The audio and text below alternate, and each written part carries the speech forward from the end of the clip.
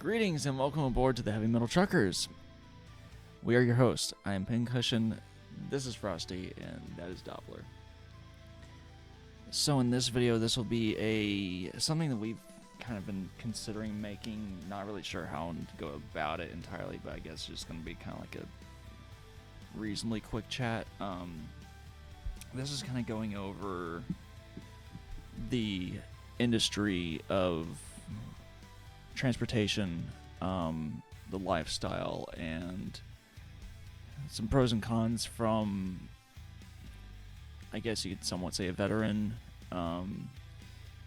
intermediate, and someone who's relatively new to the game. So I don't know how you want to open up this conversation or discussion, but what exactly are you wanting to discuss in this one? Whenever you talked to me, you were talking about making a video about this, like covering pros and cons of trucking. So there was two things that I mentioned. Oh, I don't remember apparently. One was talking about the pros and cons of OTR versus solo. Okay. So.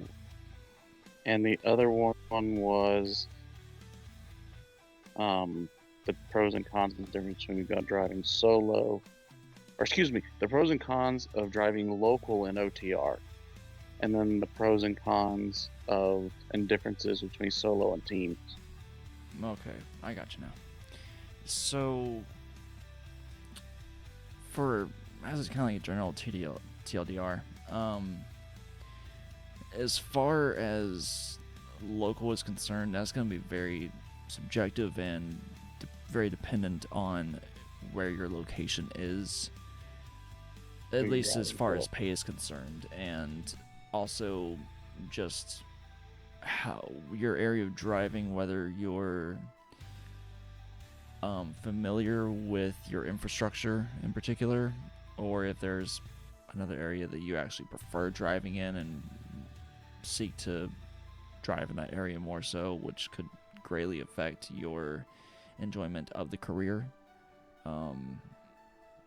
There's a lot more that goes into OTR, given that it's not just a career. At that point, it is a lifestyle. However, most of the time, or at least this is how it was like about a decade ago, it may not be so anymore.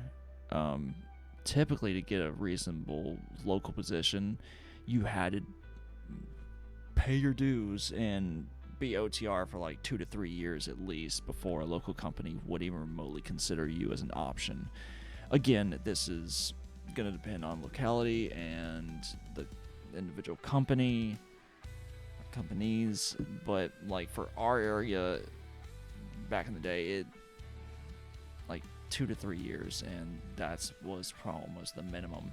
If like there was a company that would accept you after a year, weren't sure about them. However, as time has progressed, we were beginning to hear about places that were taking people after like 3-6 months of experience, almost pretty much just becoming comfortable with backing or doing a 90 or alley dock, however you want to say it, and then them being like, you know what, yep, you're ready to drive with us and be on the road and have absolutely no mentor with you because you got this.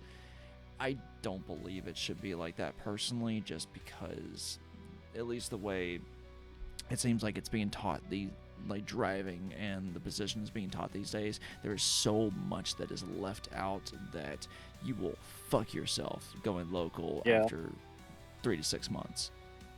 But one thing, going along with what you're saying is the training that you get is far more in depth in OTR than you're getting local. Local, you're going to a couple of days and then they're going to let you go.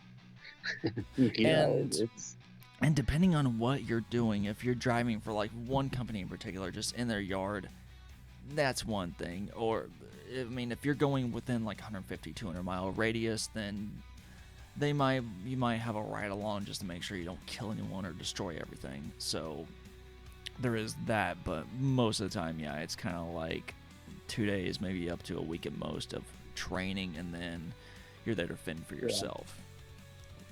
Yeah, Um, it's not something I would recommend somebody who's right out of school doing or Absolutely trying to not. do, because they're not going to hold your hand as much as an OTR team or a company is. Yeah. Um, a couple other things I can say about local two, um, you know, I would almost say even do more research picking a local company than even an OTR one.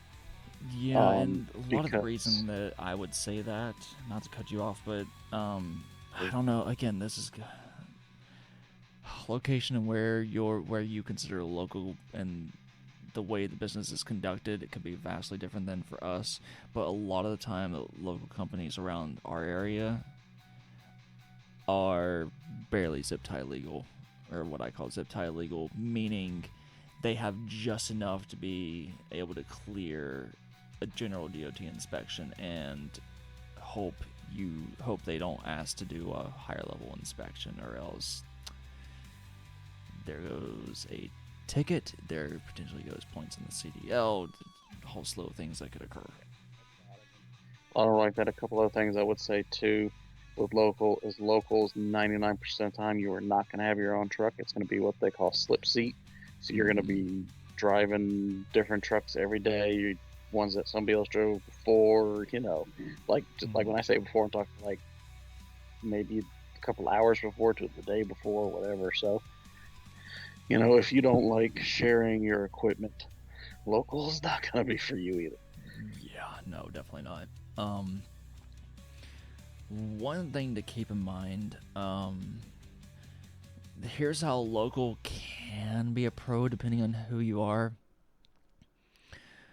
Whenever you're OTR, most major companies, and we're talking like Warner, um,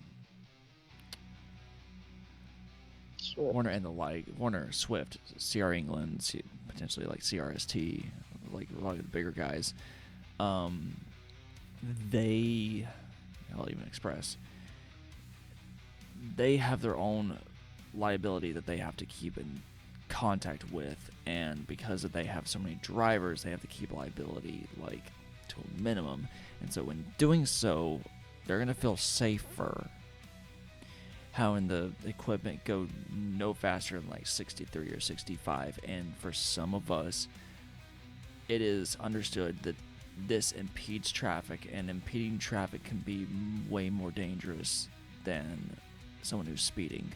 So local companies do have a tendency to have equipment that is not governed, and you can or governed at a much higher speed, like 70, 75, maybe 80, but I don't really see that anymore. I'm pretty lucky with my OTR company. I have 75. It's been quite nice. But Sure has been.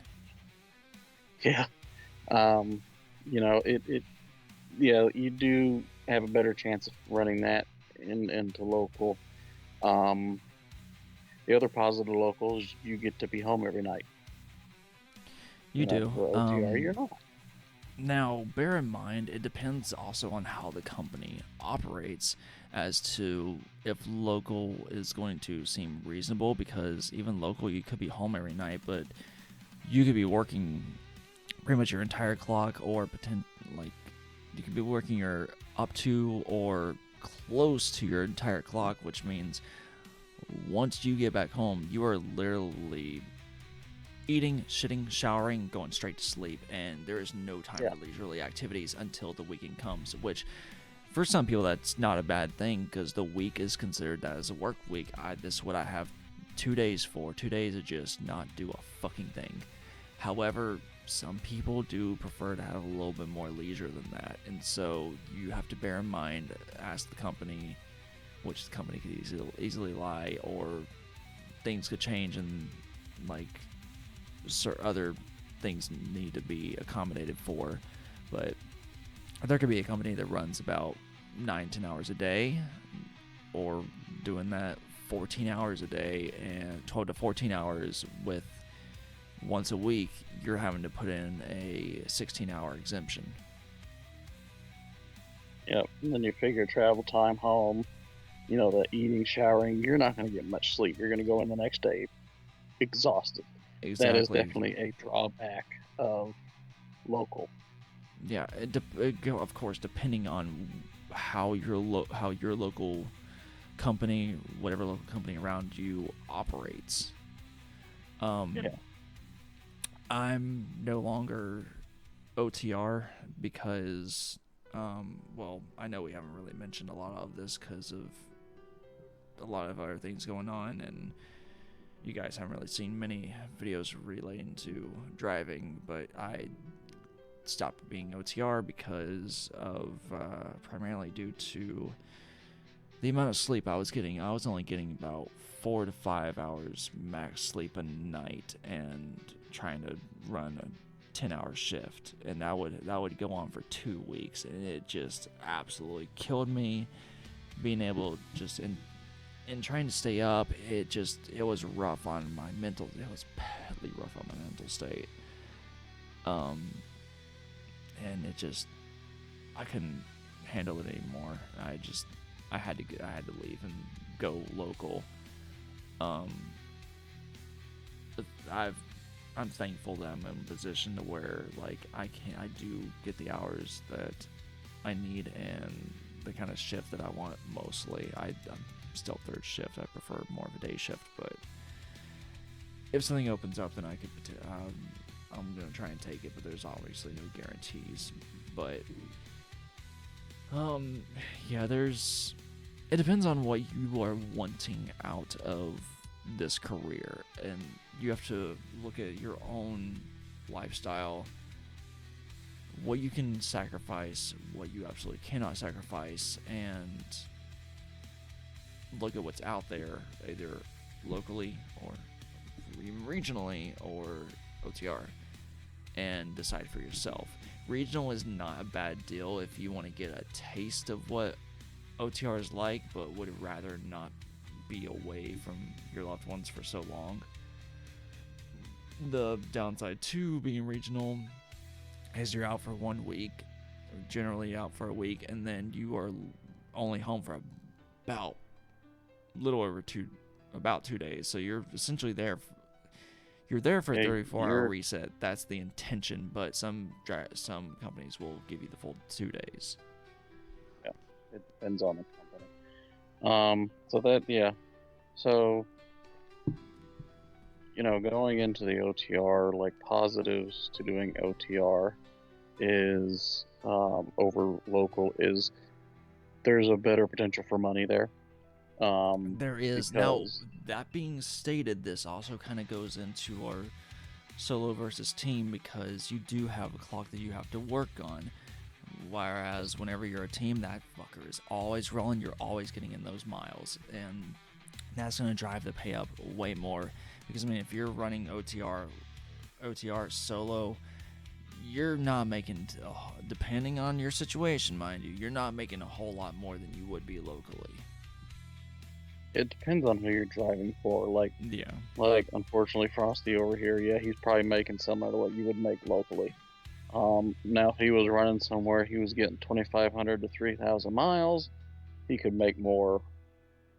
And actually be worth a fucking time of day. Because, when we were teams and we were running 5,000 to 6,000 miles a week, those were beautiful paychecks. Oh my god, they were beautiful paychecks, and for the most part, we enjoyed it. And once it got to once we hit about 60 hours, we're like, yeah, we can feel us needing that reset in. And then once you got that reset in, for the most part, you were good to go. Until I had my issues, and that was on me. Well, yeah, you were doing good until then. In other positives to OTRs, to me, I get, even when we were teams and solo both, I sleep better. I get more sleep than I did when I was local, because with local, again, if you're running 13, 14, 15-hour days and then going home, driving home, showering, eating, you're only getting 4 or 5 hours a night, a sleep a night. Well, OTR, I'm able to get at least 8 hours without any trouble every night. Now, bear in mind, though, as far as it's in pay as well, if you do decide to go OTR or even regional, be mindful of the account that you'll be on, because there are accounts that are like 90% what they call drop and hook, which is literally going to your destination, dropping the fucking trailer, potentially picking up the next load from there, or picking up an empty, going to another place, dropping that empty, grabbing your next load, and just go, racking in the miles. It's beautiful. However, in some people's unfortunate scenarios, you got like 70 to 80% live loads, to where you are going to a shipper with an empty, you are backing on door, you're depending on the shipper, you're disconnecting, and you are waiting for potentially up to 8 hours for that load to get piled onto the trailer, and then you're going to the delivery that you may be able to get there in one day, but it may not be due for 2 or 3 days, and they don't accept early delivery. So that can really fuck you over on miles and really fuck you over on pay. So be mindful of this. And I will let you chime in to this part. Yeah. I want to add something to that too. Yep. And then to finish off his little rant, as soon as you get to the receiver, with live unloads, you also have the potential of sitting there for 8 hours plus. Sometimes you can get there and it'll be maybe a quick 2 hours. Then there's other times where it'll be sitting there, and I know I sat at one for about 12 hours. I had a terrible load that particular time. I think I ended up killing almost an entire day just sitting at a shipper and a receiver's worth of total hours. So definitely want more drop and hooks than live loads and live unloads. Definitely. Yeah. But Doppler. Couple things I'll add to that too. Because the company I'm with now, I'd probably say is about 70% drop and hook and about 30% live loads or live unloads.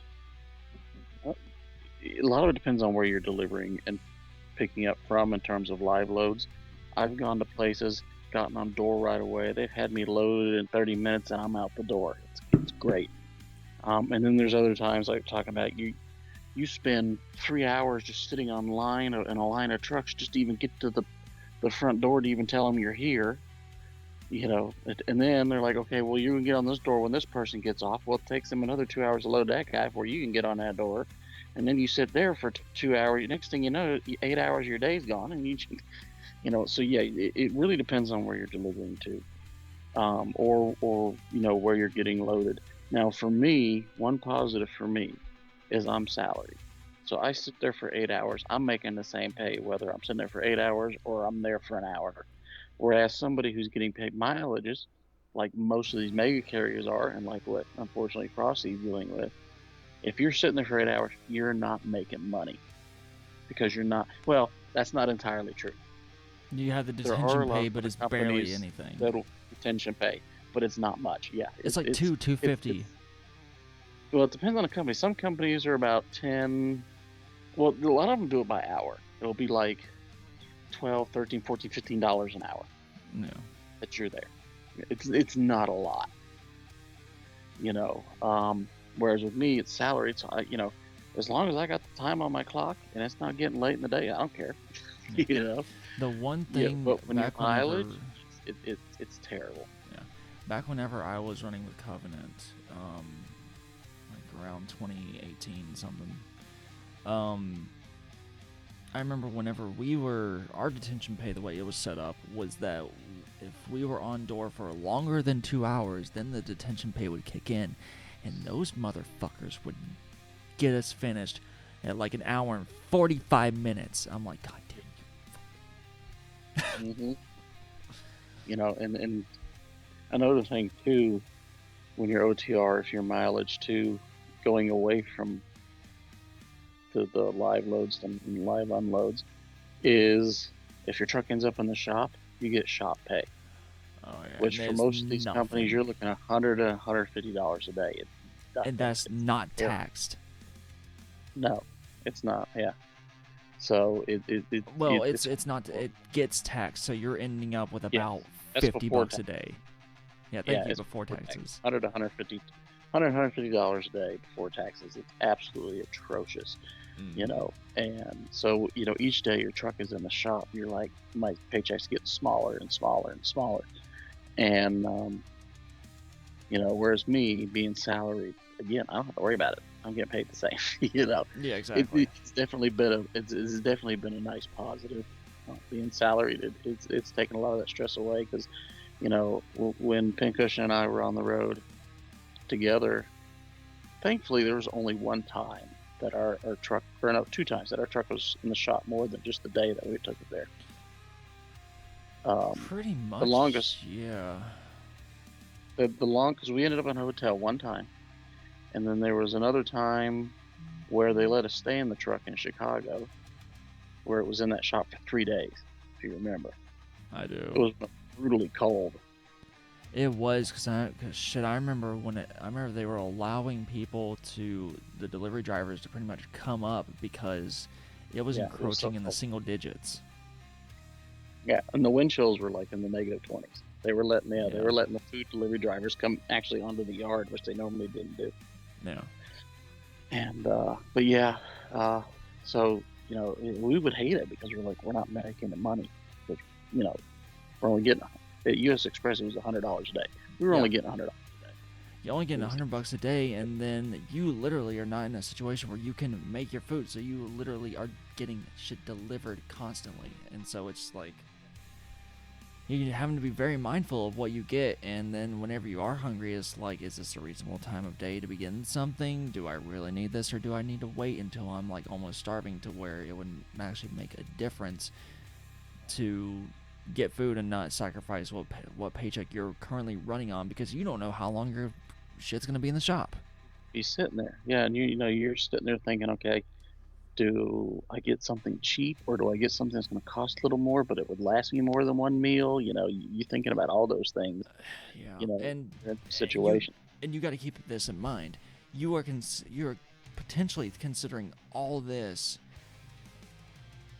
after you're like 3/4 or 7/8 of the way through your week, and you're already exhausted.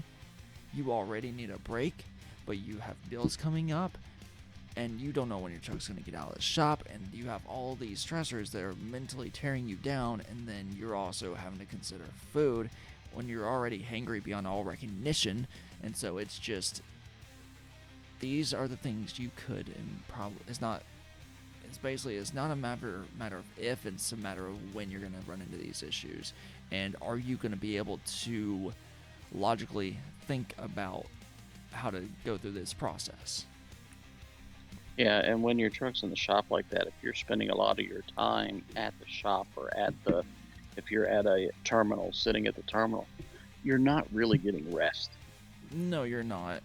Because, like, shit, I was third shift, and I was attempting to just sleep on just the benches.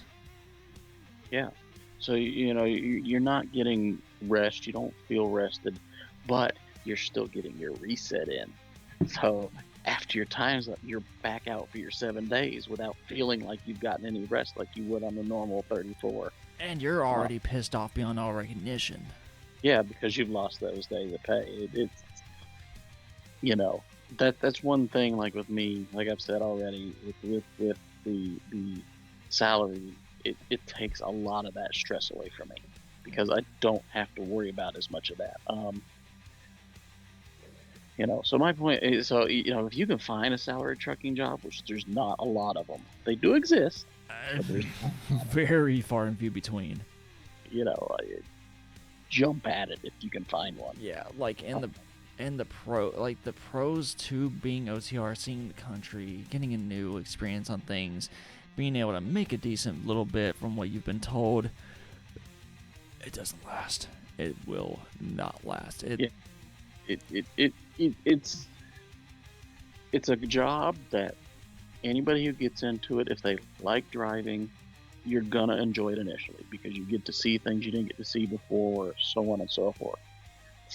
But unless you love the job, all that's going to wear off, and you're going to end up being miserable or just doing it to get the paycheck. For me, that it's one of those things that yeah, no, for me that gotta- pro you lasted gotta love maybe a month and a half. Yeah. And then I was And- like, all right, I'm fed up. Let's go home. Like, like to me, I still love the driving. I still love seeing the country. That's never worn off for me.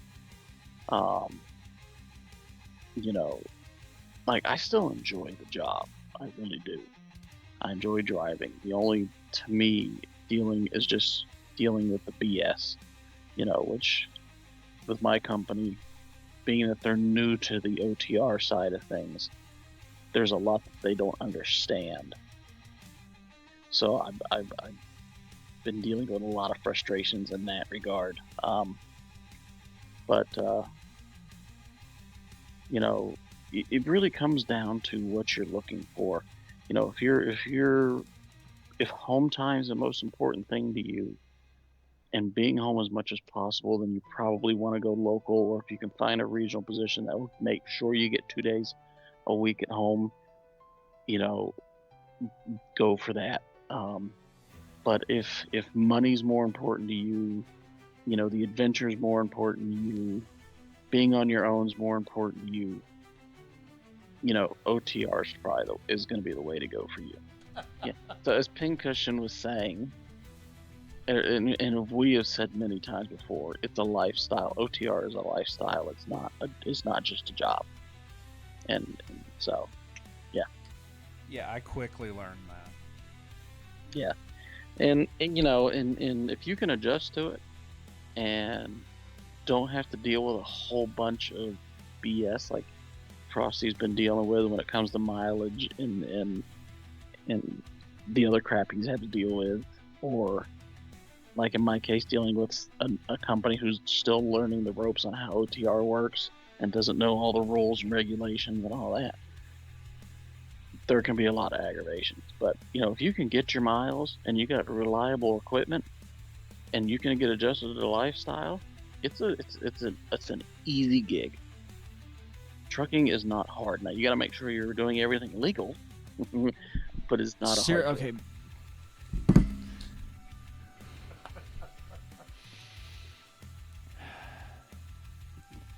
Know your laws. No FMCSA. No DOT.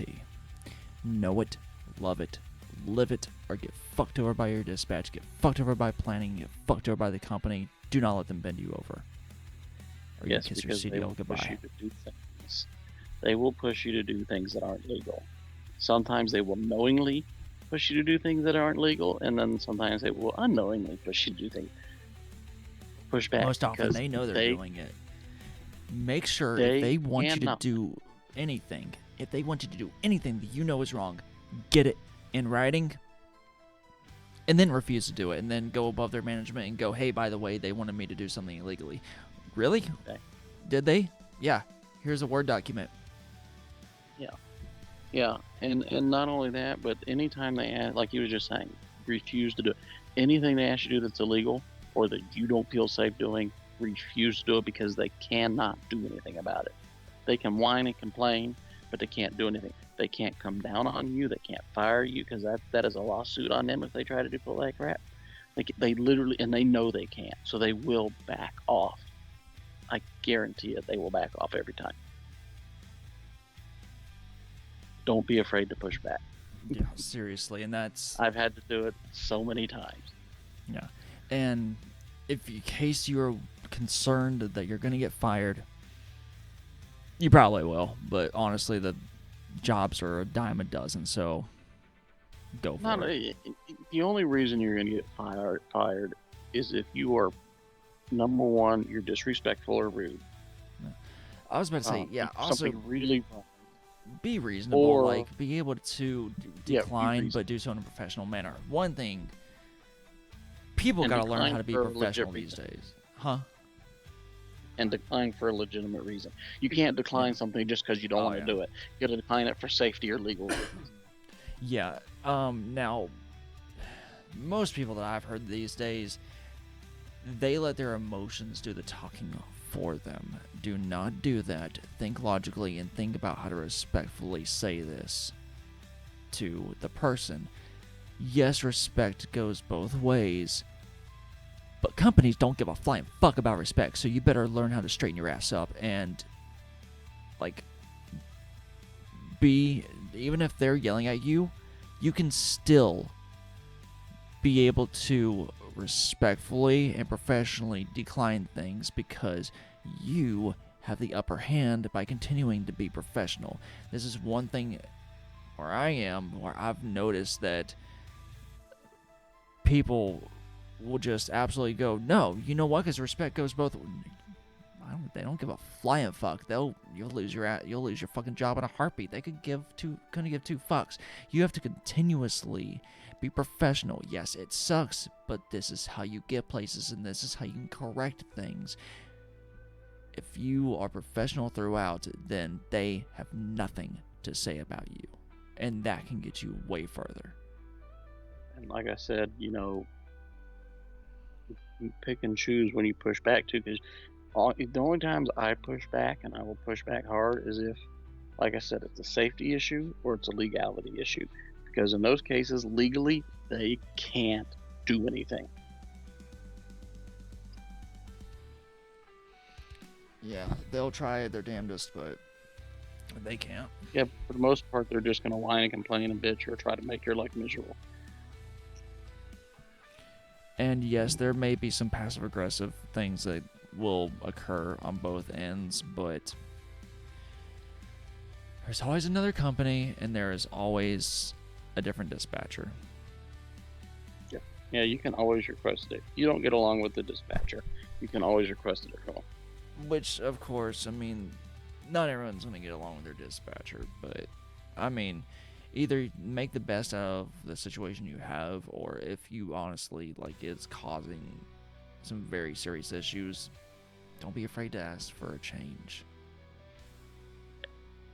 But, yeah, I mean, there's some pros and cons to both. This career of transportation you can really go to a lot of places with it, because it's not just the transportation and driving. There's also other aspects of transportation. There's, of course, the driving. There's logistics. There is pretty much the clerical aspect of it, which I could go into logistics, but still, this is a vast industry where it has a lot of moving wheels and cogs. There is still something you can do within transportation. It's a wonderful industry, in my opinion. Yes, it has its frustrations, but a lot of it is the people behind it, and it's also what are you going to make of it? Are you going to go into this with determination that you don't care what the hell occurs, you will make the best out of it, or are you going to let everything bother you? But yeah, Yeah, yep.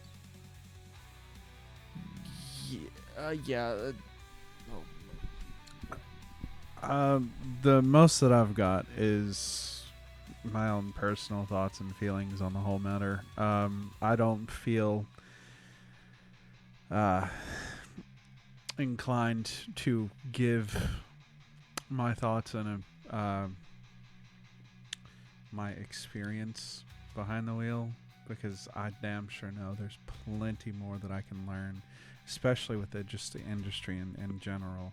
However, my own opinions, the driving can be fun. You kind of got to deal with assholes on the road.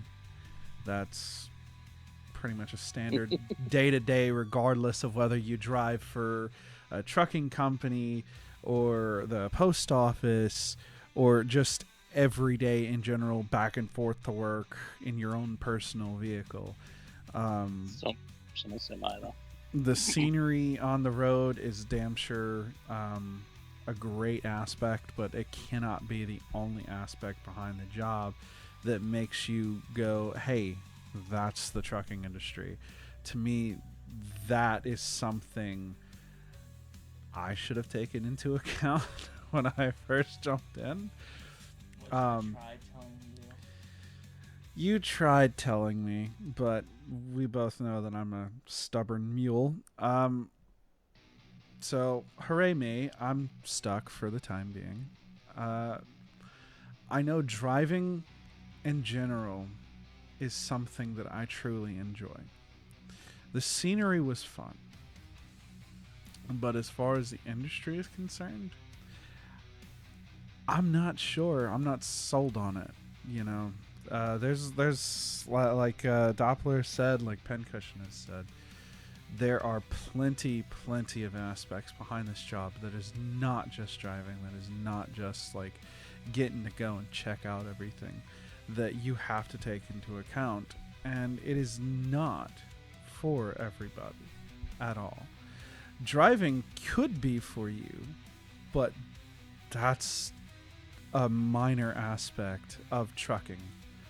Driving seems to be the only Driving's the aspect easy on part. the outside. Yeah, driving's damn sure the easy part. But it's the only aspect that someone on the outside of the industry sees. You have to take into account that there's got to be so much more behind this. You have to. You have to. I wish I would have, and I didn't. I love driving, but the other stuff gets to you. There's definitely a steep learning curve. There is, but like, and you have to keep this in mind.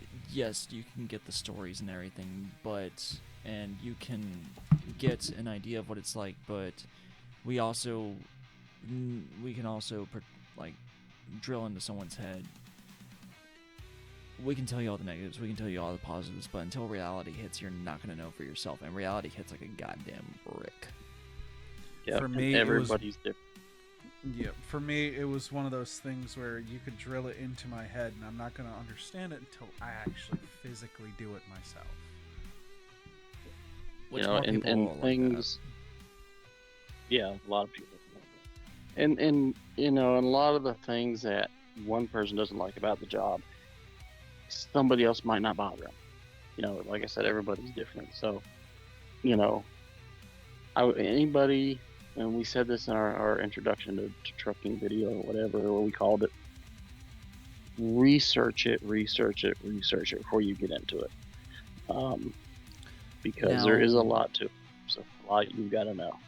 The problem also with researching is that you're going to get a lot of very polarized, mixed opinions that is going to make it a very difficult thing to try and research. However, what I would recommend is go to a like, it's awkward and weird as it may seem, this is the best way to go about it.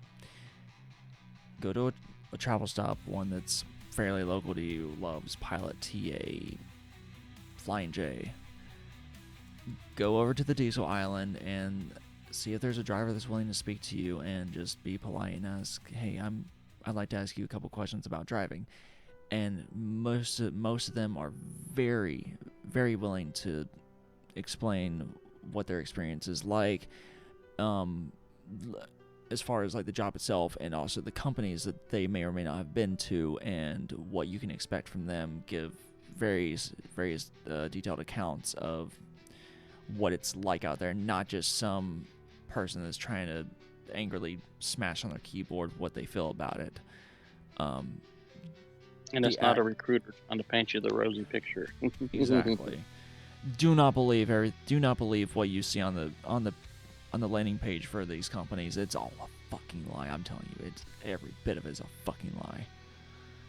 So talk to other and drivers. These recruiters will take the truth and glorify it. So be aware of that too. Yeah, but if you know someone who drives, talk to them, and ask to talk to their buddies that are drivers as well. Like I said, go to the travel stops, as awkward as it might seem. Go talk to drivers there. They are, most of them are willing to speak to you, and just get an idea from there. Yeah, You could go on Reddit, but most of the people on Reddit regarding driving, you're going to hear more the negative than the positive, just because people who have had a bad experience shout more than the people that are enjoying it and just driving and unable to speak about it because they're working and enjoying. Right. Yeah, you need, like, you could go on Reddit, like you said, you could go on Yelp, you could go onto whatever article on the internet that you decide to read and read reviews and all that. But the best thing, like he said, go speak to somebody who has actually done this job. You get it a more personable response from somebody rather than just going online, reading reviews, reading someone's words behind it, because the words don't necessarily do it justice. Not to mention, when you go onto Reddit, you could easily see just someone venting out their problems with something instead of seeing the full picture behind it. If you go and actually speak to somebody in person, and then speak to another person in person, and then just speak to multiple other drivers in person, you're going to get more of the aspect behind the job rather than just going and reading behind it, reading about it and all that crap. You're going to hear the pros, you're going to hear the cons, you're going to hear some of the shittiest things that you've ever heard in your life, but you're also going to hear some of the best parts about it. So definitely speak to somebody, speak to multiple bodies at like a, like you said, like a travel stop or something, and you will get a better understanding behind the job. But again, there's also the aspect of some of you might need to actually do it to see the full picture. You can hear the full picture, but it might not click for you. For me, it didn't click until after I got into it, and definitely learn from your elders. Learn from your veterans. I will say, I enjoyed whenever I was on the road. I did. There were multiple times where I considered the long-term aspect of it, and I was looking forward to it, and then just things along the way kind of changed that for me, but that's just me. Overall, I enjoyed it. It got me out of some financial troubles or financial struggles I was in, so granted I was team driving, so it was pretty solid. I got to explore the world, I got to explore the nation and majority of it, and find some of my favorite places to be. And I would recommend that for someone just to have that experience. But as far as a long term, it may not be for you, and you have to know that that could be a possibility. Which, it's funny because you could absolutely know you want to get into it and love it, and then all of a sudden you turn out to absolutely hate it, and you can go into it going like, fuck, this is where my life has come to, and you turn out to absolutely love it. So it's, did you call to it or did it call to you? That kind of thing. Yeah. There's two, when you're done, there's two things I want to add. Gotcha. I'm not gonna lie, even now I've been off the road for off driving over the road. I'm still driving, but I've been off about May last year. Yeah. Been about 6-7 months for me. There are multiple times where I actually do miss it. I do miss being on the road, and I miss just being able to drive and just have no one bothering me. But I do know the heinous sides of it that I can't deal with again. So the two things I was going to say, there are things, well, kind of two things. There are things you can do to make your life easier out on the road. Number one, I've already talked about, is stand up for yourself. Because nobody's going to look out. Nobody else is going to look out for you but you. All right? So don't be afraid to stand up for yourself, especially when you know you're in the right and it's got any sort of safety or legal backing. Number two, to make your life easier, is planning, planning, planning. Every single day or every time I get a trip, or a new load, I am always looking at the route I'm going to be taking. I'm always looking at where I'm going to be delivering to. I bring it up on Google Maps so I know what it looks like. I know what kind of place I'm going to. Sometimes I will even call the place I'm delivering to to get information. I do everything I can to make my job as easy as possible, whether it be getting there, when I get there, knowing what I need to do, where I need to go. I plan ahead for when I'm parking at night, when I'm like, okay, I got this much time on my clock, I can probably make it this far, and I want to start looking, and I'll immediately start looking, okay, what truck stops are in that general vicinity. And I'll start planning, I'm always looking ahead. If you do those things, you can reduce your stress, you can make the job easier on yourself to use, to make it more enjoyable, I guess. Mm-hmm. That would be my recommendations. As I don't remember if we actually mentioned, or I actually mentioned the experience here, but like how much experience we all have. I've been in transportation since the end of 2017, if I remember correctly. Consecutively, I've been on the road actually driving on the road every day for about 3 years, if I remember correctly. The other 4 has been in a transportation position. But I've been in the industry since the end of 2017. Doppler, you've been in it, since I've been in transportation industry in general since late 2019, yeah. but I've had my CDL in driving since summer 21. Yeah. Frosty obtained his CDL. Yeah. I got my CDL September of 24, so I've only been driving. He's just a little greenhorn. Listen here, you little one. Compared to us bigger men, no, no, he's right. I'm damn sure new to trucking, the transportation industry in general. I've driven at multiple jobs, not a big rig, but I have definitely been driving for jobs for, I want to say, maybe like 7 or 8 years. So I mean, I'm used to the driving for a job. The trucking industry, on the other hand, brand new, and she a bitch, ain't she? I want my old jobs back. One thing to add on to all this, and I've tried to tell him numerous times, just because he's getting the worst of this experience, the absolute worst.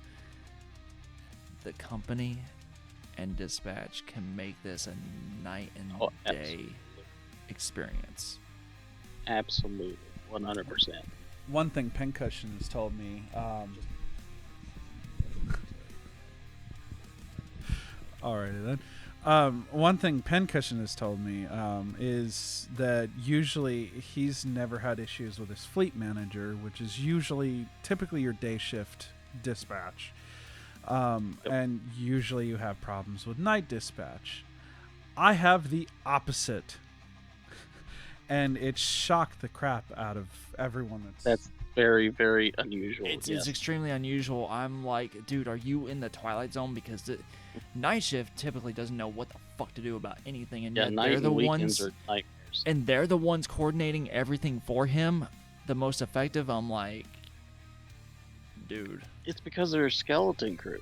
Night and weekends are where I want to talk to all the time, because they give me the straightforward answers. They can honestly answer what I have as a question.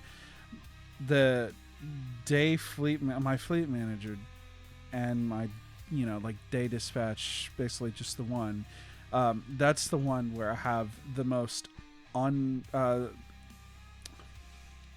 most confused response that's given to me, and I'm sitting there still wondering what the heck, because I don't have a straightforward answer. I don't have the clarity that I need. This is Especially back- not normal. No, If it you is run not into a normal at all. company that is like this, run for your life because something is seriously wrong. Yeah, that is definitely not normal. Like that, the odds of you having that occur is like 10 to 15% chance, and that's Yeah, the greatest amount. Like that's not that's rare, which basically tells you all you need to know as far as I'm concerned. Yeah. And also, a company driver, listen to me, Prime. Prime, you better fucking listen right now, because you need to get your shit together and quick. Company drivers don't pay for chains. Yeah, that's the dumbest thing I've ever heard. Reimbursements, yeah, that could be seen, but whenever you get them from yeah. the goddamn terminal, you don't charge your drivers. Yeah, that's Company stupid. drivers. Company, not lease. Company. We'll do another video later on lease versus company, because that's a whole discussion in itself. Not company. Yeah, that's so stupid. Our next It's- small little rant I don't is know what. whenever you have a I don't company know what driver that happened is to on Ron. the road, there is not having a microwave, fine, understandable. Not having a fridge, Today's day and age, almost all trucks have fridges. Like, that's all pretty much everyone has a fridge. This is Yeah. Truck stops have microwaves, so I get that. That's not an issue. But majority of stuff, Yeah, you need- most don't have. but most food you get that's actually going to be good for you and lead to a healthier lifestyle is perishable. Yeah, that's crazy. I've had to buy my own tire chains, and I've had to buy my own load locks. I've had to buy my own fridge. I've had to. Load locks are to be expected, to be honest, but they typically reimburse. But pretty much a lot of the things that I'm actually legally required to have on the truck, I have had to purchase as a company that's- driver. That's absurd. Absolutely absurd. Well, so I can say Ugh. this since I don't work for them, but Prime, fuck you. Yeah, I don't know what's happened to them. They used to be a great company. I don't know what's changed, but Next thing I know, I'm gonna get a FedEx special letter that says cease and desist. Well, for me, uh-oh.